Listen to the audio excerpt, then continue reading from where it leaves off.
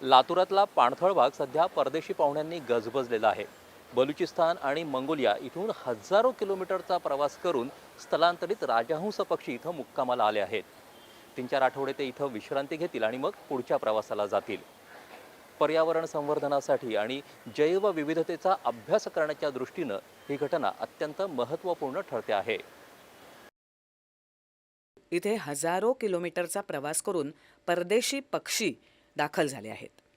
बलुचिस्तान आणि मंगोलिया या देशात थंडीची चाहूल लागताच बलुचिस्तानातले करड्या रंगाचे राजहंस मराठवाड्यातल्या उष्णतेच्या भागाकडे स्थलांतर करत असतात।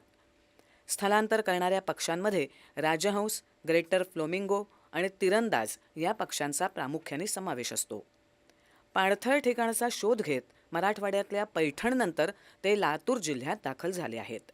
मोस्टली आल्या आल्या त्यांना भूक लागली असते, थकून येतात आणि कीटकांवर ते आपली गुजरण करतात। त्यामुळे काय होतं, शेती पिकांवर जे कीड नियंत्रण जे आहे ते कीटकांना खाऊन करतात आणि त्याचा साहजिकच फायदा हा शेतकऱ्यांना होत असतो। या पक्ष्यांचा अधिवास जर आपण राखले, त्यांना बसण्यासाठी काही आपल्या शेतामध्ये जर काड्या लावल्या, काही लावल्या, तर तिथे पक्षी बसतील आणि कीड नियंत्रण करतील। याचा फायदा डायरेक्ट शेतकऱ्यांना तर होतोच, त्यांना थांबण्यासाठी किंवा पाणथळ जमिनी ज्या आपण राखल्या तिथे त्यांचा जर अधिवास आपण संरक्षित केला तर त्यांचा फायदा आपल्याला तर होतोच, पण इकोसिस्टमलाही होतो, जैवविविधता टिकून राहते।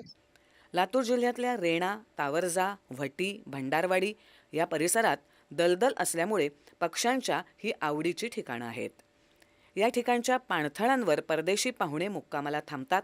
हजारो किलोमीटरचा प्रवास करणारे हे परदेशी पाहुणे 3 ते 4 आठवडे लातूर जिल्ह्यातल्या या पाणथळावरती मुक्कामाला असतात आणि त्यानंतर ते पुन्हा भिगवण इथल्या उजनीच्या तलावाकडे मार्गस्थ होतात। साधारणतः परदेशी पाहुणे मराठवाड्यातून एप्रिलच्या पहिल्या आठवड्यात पुन्हा आपल्या मायदेशाच्या परतीच्या प्रवासाला निघतात। दूरदर्शन बातम्यांसाठी दीपरत्न निलंगेकर, लातूर। जालना जिल्ह्याच्या बदनापूर तालुक्यातल्या वाकुळणी